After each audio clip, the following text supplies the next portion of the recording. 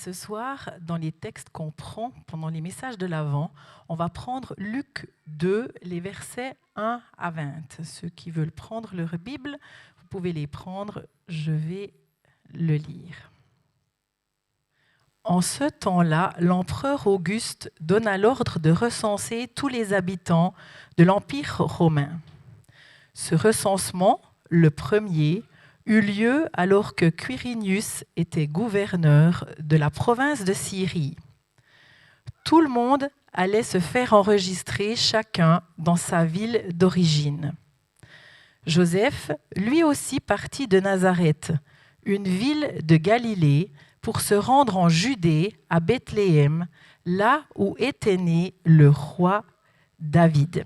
En effet, il était lui-même un descendant de David. Il alla s'y faire enregistrer avec Marie, sa fiancée, qui était enceinte. Pendant qu'ils étaient à Bethléem, le jour de la naissance arriva. Elle mit au monde un fils, son premier-né. Elle l'enveloppa de lange et le coucha dans une mangeoire, parce qu'il n'y avait pas de place pour eux dans la salle destinée aux voyageurs.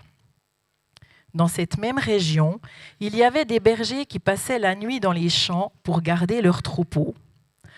Un ange du Seigneur leur apparut, et la gloire du Seigneur les entoura de lumière. Ils eurent alors très peur, mais l'ange leur dit : « N'ayez pas peur, car je vous annonce une bonne nouvelle qui réjouira beaucoup tout le peuple. Cette nuit, dans la ville de David, est né pour vous un sauveur, c'est le Christ, le Seigneur. Et voici le signe qui vous le fera reconnaître.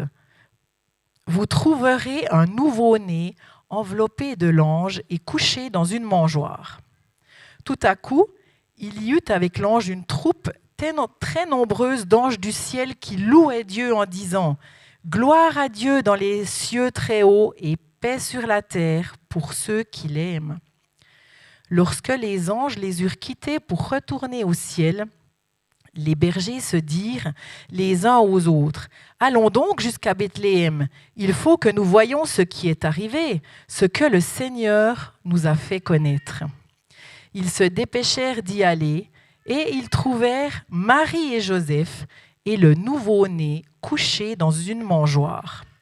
Quand ils le virent, ils racontèrent ce que l'ange leur avait dit au sujet de ce petit enfant.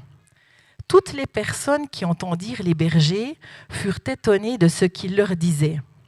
Quant à Marie, elle gardait tout cela dans sa mémoire et elle y réfléchissait profondément. Puis, les bergers prirent le chemin du retour. Ils chantaient la gloire de Dieu et le louaient pour tout ce qu'ils avaient entendu et vu, car tout s'était passé comme l'ange le leur avait annoncé. Amen. Je me suis demandé ce qu'on pouvait encore bien dire sur ce texte parce que pour un peu qu'on soit chrétien, on l'a entendu maintes et maintes fois sans que ça enlève la profondeur et la richesse du message qu'il témoigne.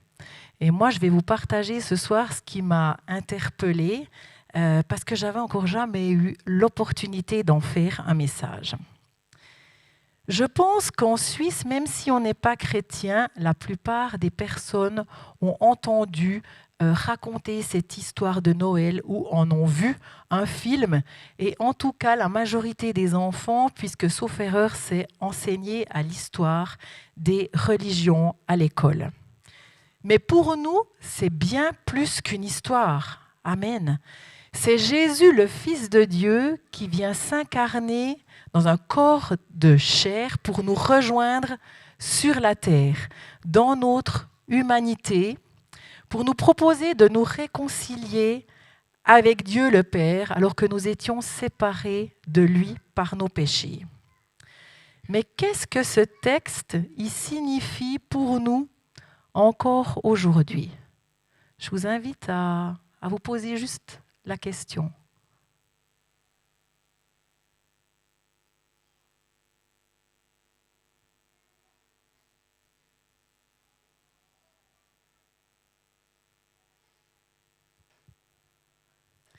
Pour moi, c'est clairement l'espérance la plus complète et la plus parfaite que je veux célébrer aujourd'hui. Cette espérance qui me porte dans tous les jours de ma vie. Et pour ceux qui me connaissent, peut-être que vous m'avez déjà entendu dire « Mais qu'est-ce que je ferais si je n'avais pas la foi ?» Si je n'avais pas cette espérance qui me porte dans mes situations difficiles, ce soutien de Dieu, lui en qui je peux me confier à chaque instant, en tout temps, à chaque moment, parce que je sais qu'il est là, qu'il ne m'abandonne pas, il est un refuge pour moi, il est ma sécurité et mon protecteur. Dans ce monde de tous les défis qui avancent à une vitesse folle, on ne sait pas trop pourquoi ni pour aller où, mais peut-être droit dans le mur. Enfin, c'est à se poser des questions. Dans ce monde où on n'est plus sûr de rien, mais est-ce qu'on l'a été un jour ? Guerre, famine, meurtre, dérèglement climatique, tout ça, ça pourrait vraiment nous faire peur, mais pas si on a foi en Dieu. Puis c'est ça que j'aimerais vous témoigner, qu'il est notre espérance, parce que c'est en lui qu'on trouve la sécurité. Il est notre protecteur dans ce monde et on peut lui faire confiance qu'on a été choisi par lui pour vivre dans un temps comme celui-ci. Il nous a fait la grâce qu'on puisse venir au monde dans cette période de l'histoire de l'humanité. Et si on comprend qu'il nous a désirés pour une période telle que celle-ci, eh bien ça change complètement la donne. Hein? Parce que pour les chrétiens, ce texte, il devient alors l'histoire de l'espérance la plus magnifique qui nous a été donnée.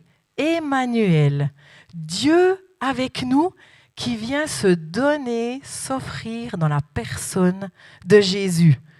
Le cadeau de la grâce offert à quiconque pour le salut de sa vie, s'il reconnaît que Jésus a payé à la croix pour ses péchés. La grâce infinie de Dieu qui n'aspire qu'à une chose, que nous puissions vivre notre vie dans la présence de Dieu et dans son repos, malgré toutes les circonstances qu'on pourrait vivre au quotidien. Amen. Si on en revient au texte, on lit qu'il y a un recensement qui est ordonné par l'empereur Auguste. Et puis, on voit que Joseph, il devait aller jusqu'à Bethléem pour se faire inscrire parce que c'était sa ville d'origine. Est-ce que vous pensez que c'est par hasard que ce recensement il a été ordonné par Auguste à ce temps précis? Non. Il a été inspiré par Dieu parce que si il n'avait pas eu lieu à ce moment-là, Jésus, il serait né où? Il serait né certainement à Nazareth et puis pas à Bethléem. Alors qu'on voit dans Michée 5 au verset 2, qui a été écrit quand même environ 700 ans avant la naissance de Jésus, et qui dit « Et toi, Bethléem Ephrata, déclare le Seigneur, tu es une localité peu importante parmi celles de Juda. Mais de toi, je veux faire sortir celui qui doit gouverner en mon nom le peuple d'Israël et dont l'origine remonte aux temps les plus anciens. » Amen. Et on voit là que la parole qui avait été prophétisée et écrite 700 ans avant, eh bien, elle s'accomplit. Comme Jésus nous l'a dit, comme David, un lapsus, mais c'est un beau lapsus, hein? Comme David nous l'a dit avant, en parlant d'Ésaïe, eh bien, Jésus avait aussi été prophétisé. Eh bien, là, c'est aussi 700 ans avant. Dieu, il ne laisse rien au hasard. Il a des plans pour nos vies. Ces plans, ils sont établis et ils ne changent pas. Votre naissance, elle n'est pas le fruit du hasard. Il vous a choisi, il vous a voulu pour un temps comme celui-ci et rien n'y change, hein, même si vous pensez le contraire. Dieu, il a dit oui à chacune de vos vies parce qu'il veut venir déverser son amour en vous. Et c'est exactement ce qu'il a fait au travers de Jésus. Dieu, il a manifesté son amour pour nous en donnant, en acceptant de donner son Fils unique parce que Dieu nous aimait pour que Jésus vienne sur la terre et qu'il meure sur la croix. Jésus, il est venu manifester son amour quand il est venu sur la terre, il a manifesté son amour à ceux qu'il a côtoyés. Et on voit aussi que l'amour de Dieu a été manifesté avec les bergers dans le texte qu'on a lu. Parce qu'à cette époque, les bergers, ils étaient considérés comme impurs à cause du travail qu'ils accomplissaient. Ils étaient avec les moutons, ils étaient sales, ils ne sentaient pas bon. En plus, ils étaient au contact du sang parce que quand il y avait des griffures ou des écorchures des moutons, eh bien, c'était aussi impur et ils avaient un tas d'insectes qui bourdonnaient autour d'eux. Ils étaient un peu les parias de la société, ceux qui n'étaient pas considérés et pourtant, ce seront les premiers à qui l'ange apparaît pour leur annoncer cette grande nouvelle. Cette nuit vous est né un sauveur, c'est le Christ, le Seigneur. Amen, amen. Jésus, il s'est fait tout petit lors de sa venue sur terre. Ils attendaient un Messie glorieux avec une armée et des chars. Ben non.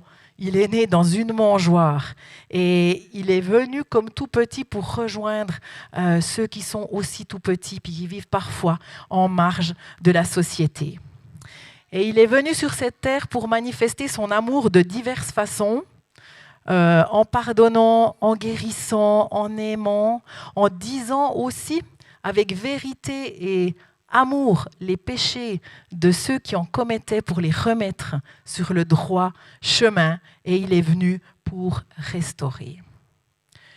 Où sont aujourd'hui les collecteurs d'impôts et les prostituées ? J'ai repris les termes même des textes de la Bible parce que je me suis dit que s'il y avait des personnes qui les avaient pas entendus, eh bien que ça vous donnerait peut-être envie d'aller les découvrir. Où sont aujourd'hui les petites gens qui ne sont pas considérés ? Les aveugles qui ont besoin de recouvrer la vue, les captifs qui ont besoin d'être délivrés, les incrédules et les parias de la société. Jésus, il n'est plus sur cette terre maintenant, mais nous sommes là et c'est à nous de continuer de manifester son amour à notre prochain, quel qu'il soit.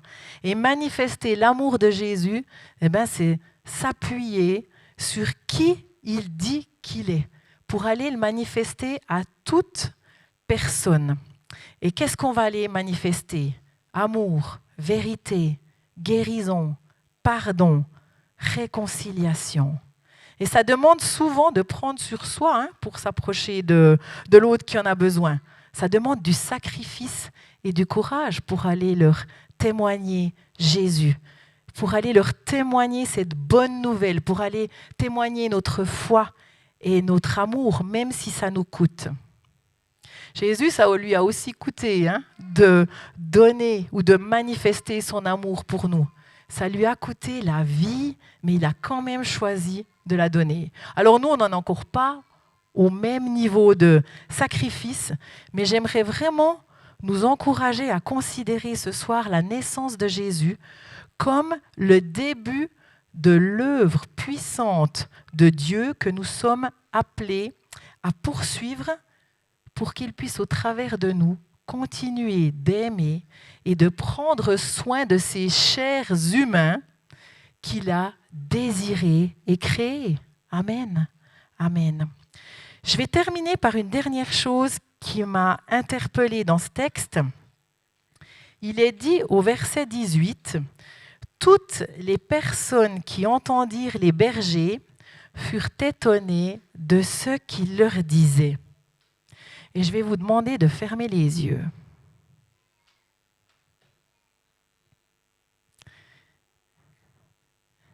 Et je vais vous tutoyer, alors désolé pour ceux qui pourraient se sentir un peu mal à l'aise. Excusez-moi et pardonnez-moi, mais je trouvais que c'était plus direct. Peut-être que toi aussi, tu es étonné de ce que je te raconte sur Dieu et sur Jésus. Mais je t'encourage à ne pas fermer ton cœur parce que je crois qu'il te parle ce soir. Qu'il est en train de frapper à la porte de ton cœur pour que tu lui ouvres la porte et que tu le laisses entrer. Pour qu'il puisse naître dans la mangeoire de ton cœur, là où c'est pas très propre, comme Jésus qui est né dans un endroit où c'était pas propre, mais ça n'a pas fait peur au Fils de Dieu. Comme ça ne lui fait pas peur non plus de venir naître dans ta vie malgré tout ce qui est sale en toi et qui ne l'honore pas. Parce qu'il voudrait justement naître dans ton cœur pour pouvoir y déverser son eau pure, y manifester son amour et toutes les bénédictions qui vont en découler pour ta vie. Alors si ça t'interpelle, ne rate pas cette opportunité, n'aie pas peur, les yeux sont fermés, mais si ça te parle, lève ta main pour dire oui, Seigneur, je veux te donner ma vie, je ne peux plus continuer comme ça, c'est trop dur. Je te choisis comme toi tu m'as choisi le jour de ma naissance et je t'invite maintenant dans mon cœur. Alors s'il y a des personnes qui se sentent interpellées par cet appel, eh bien je vous invite à lever votre main.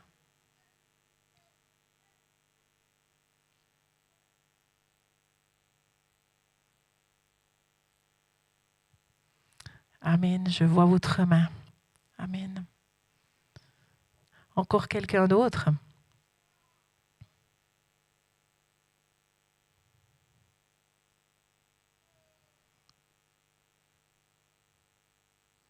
Encore une autre main? Amen, amen. Alléluia. Alléluia.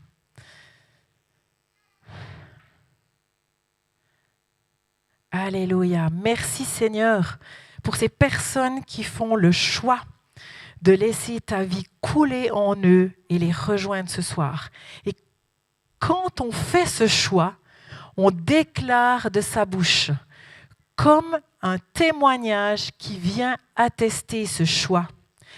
Et pour ça, on va faire cette prière, tous ensemble, et vous pouvez répéter après moi. Jésus, je reconnais que je suis pécheur et je te demande pardon pour mes péchés. Je crois que tu es mort sur la croix pour que je puisse être pardonné de mes péchés. Je reconnais que tu es le seul qui peut me sauver et je te donne ma vie. Je te remercie parce que ce soir, tu viens naître dans mon cœur. Et je reçois aussi ton cadeau de la vie éternelle.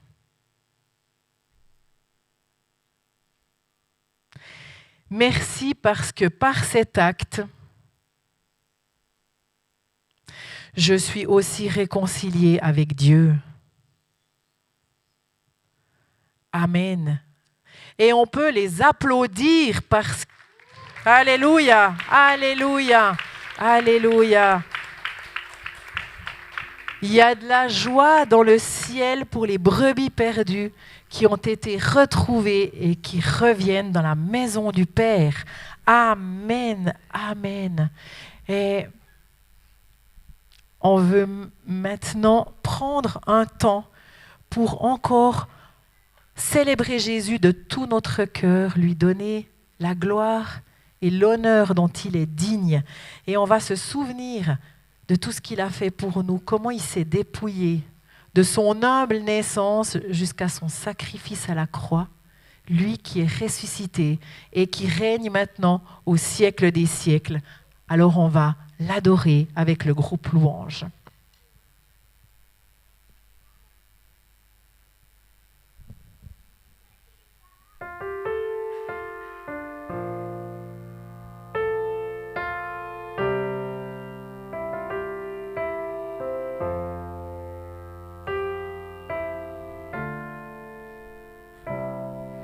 Toutes les générations devant lui ce cantique à l'agneau. Ceux qui nous ont précédés et ceux qui nous suivront entonneront ce cantique à l'agneau. Ton nom est le plus grand, ton nom est tout puissant, ton nom est au-dessus de tout. Puissance, autorité, royaume et dignité, ton nom est au-dessus de tout. Et les anges acclament. Tu es saint, l'univers proclame. Tu es saint, tu es glorifié. Dieu très saint, à jamais tu es saint.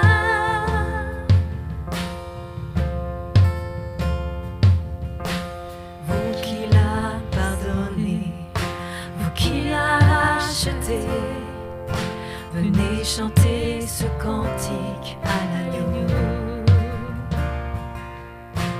Vous qui l'a libéré, vous qui portez son nom, venez chanter ce cantique à l'agneau. Nos voix résonnent pour l'éternité et les anges acclament. Tu es saint, l'univers proclame. Tu es saint, tu es glorifié. Dieu très saint, à jamais tu es saint. Tout ton peuple crie. Tu es saint, toi le roi des rois. Tu es saint, Dieu d'éternité. Tu es saint, à jamais tu es saint.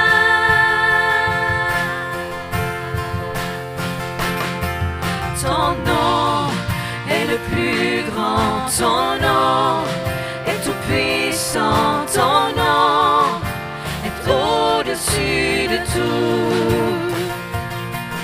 Puissance, autorité, royaume et dignité, ton nom est au-dessus de tout. Ton nom est le plus grand, ton nom est tout puissant, ton nom est au-dessus de tout. Puissance, autorité, royaume et dignité, ton nom est au-dessus de tout.